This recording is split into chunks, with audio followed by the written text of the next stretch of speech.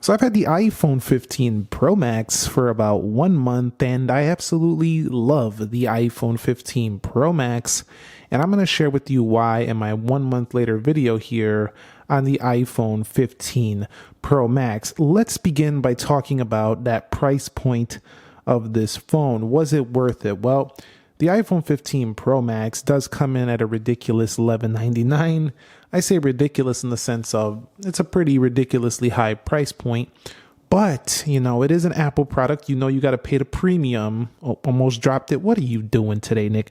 Almost dropped. You got to pay the premium for the Apple product here. Now, the 15 Pro Max actually feels every bit worth it, though, in terms of the titanium build, premium cameras, big battery, also beautiful large display, reduced bezels. It feels like one of the best phones, obviously, in the world. So I kind of feel like the price is kind of matching what you're getting.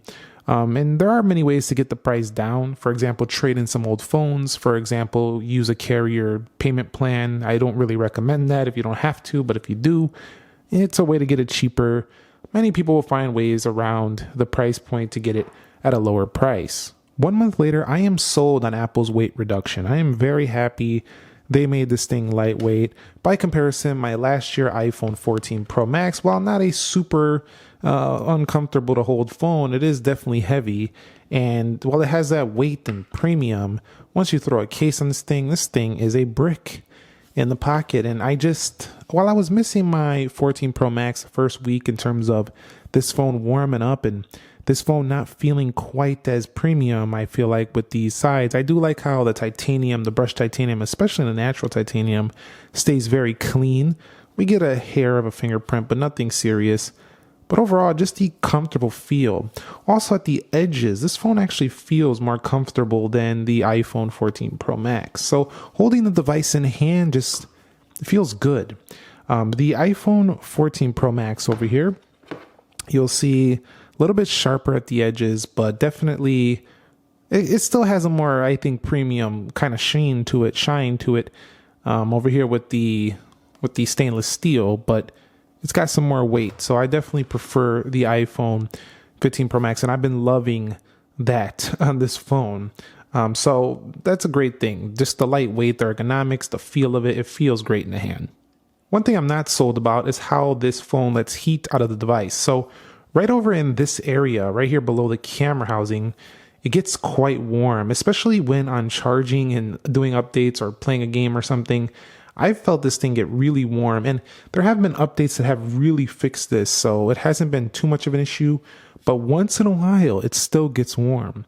So this phone definitely, I think, in some areas has heat issues, and I do think they're not enough of a problem to say don't get it.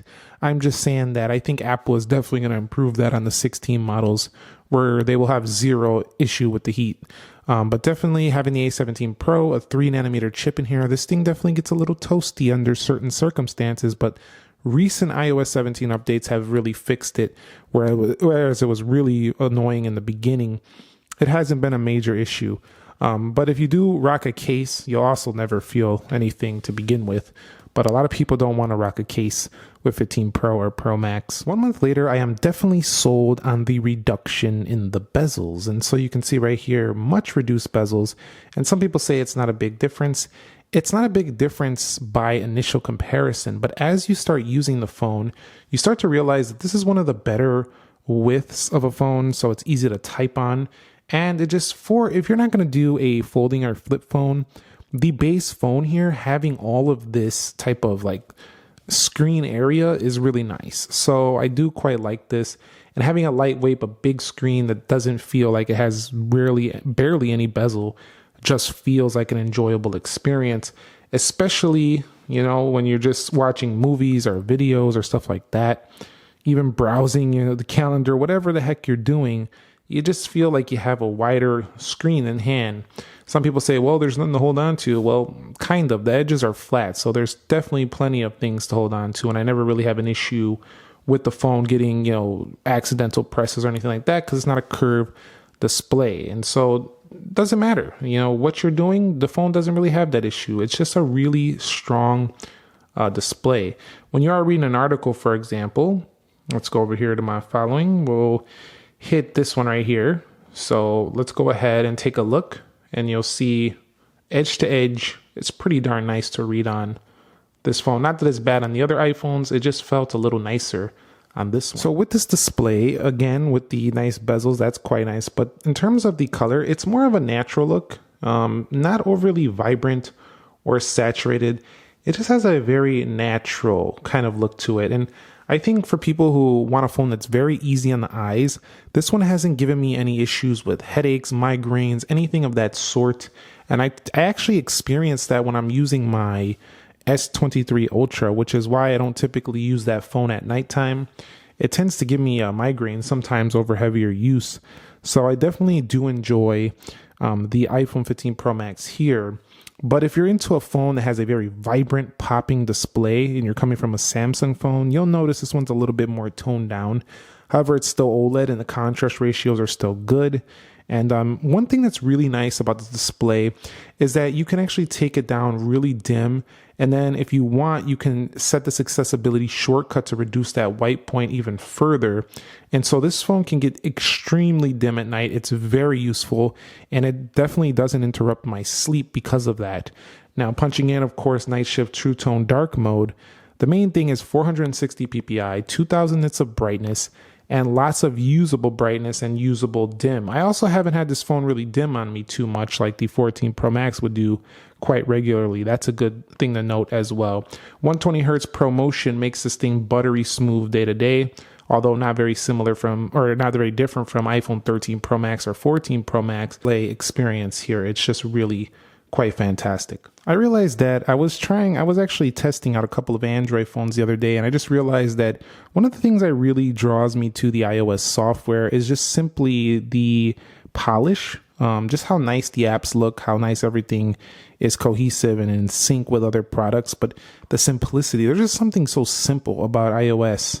It's pretty easy to describe too. It's basically that they don't really have a lot of extra features, and it doesn't really get your mind going. Now, if you're the type of person who really enjoys having a lot of fun on your phone, you want something extra to do, you're really bored with a simple experience, this is not for you. The iPhones really remind me of those like super reliable cars that aren't really fun, but they last forever. And they definitely are well known for having a really great brand, something like maybe Toyota or Honda. I'm not saying that this is a Toyota or a Honda in terms of like not being a luxury product. I'm just saying like they just last and last, and it's simple and easy to use without anything over the top too extra fun, but it's polished. And that's the iPhone right here.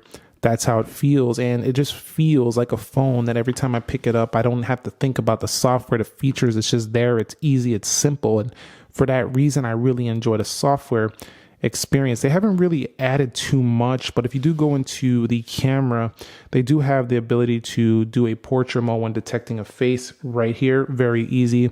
Also, you do have the ability in settings to take a 24 megapixel photo. If we go down to the camera settings here, let's go here.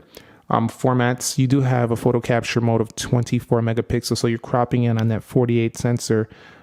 Pro Max, Pro Raw, you know, they did that Apple Scary Fast event on the 15 Pro Max, so you've seen how amazing this camera is actually capable of being, although you would really have to use it for that.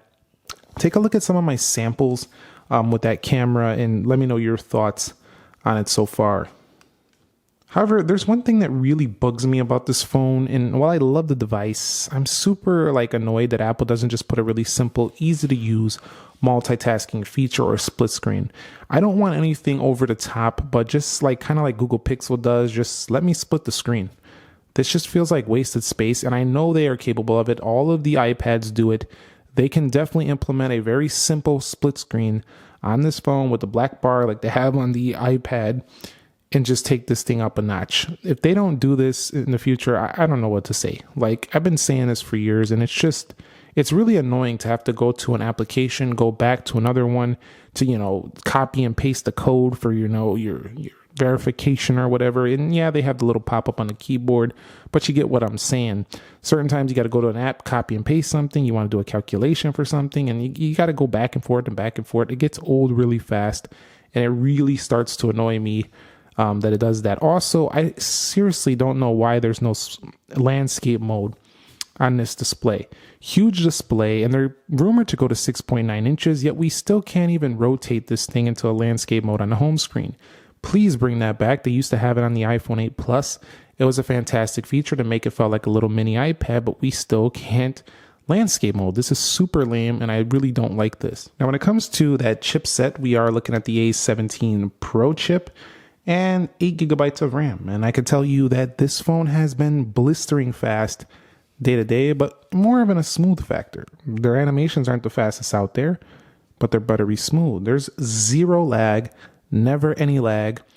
There was a couple apps that crashed in the beginning when this phone first came out, but this phone is a rocket performer, one of the best in the industry, and it benchmarks the best as well. We'll have to see how the Snapdragon 8 Gen 3 stacks up, but so far, I've been loving the performance.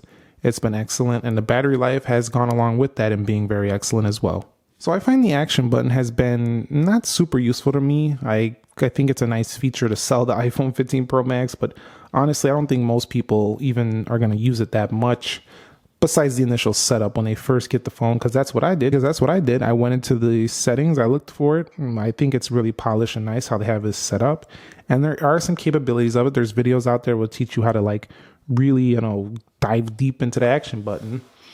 But honestly, I've just been using it for the camera. It works well for that, but I kind of I had to get used to just hitting this for the silent as well.